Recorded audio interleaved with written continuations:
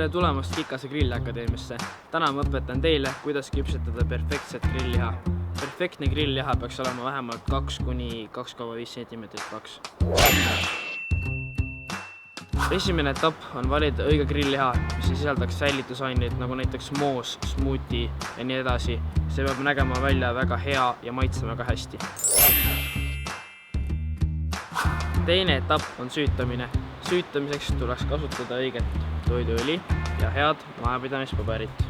Selleks, et seda nüüd süüdata, võtke üks tükk majapidamispaberit ja keerake see kokku nutsakaks.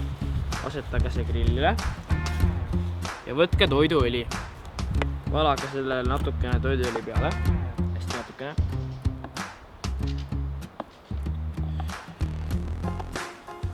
Ja võtke nüüd oma grilltikud, mis peavad olema pika varega.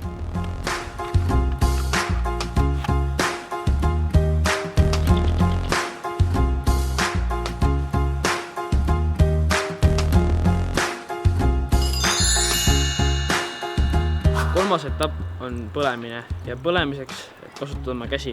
Et teada saada grilli õiget head temperatuuri, paned sa oma käed vähemalt 10 cm kõrgusele tulest. Kui sa suudad neid hoida vähemalt 3–4 sekundit, on tuli paras.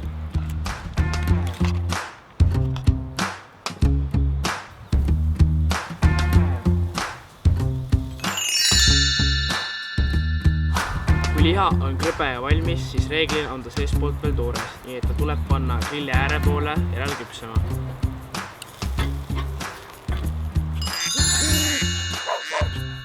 Kunagi ära jäta grilli järele valveta, sest sa ei tea, millal võib tulla ootamatult külalisi nagu koer või kass.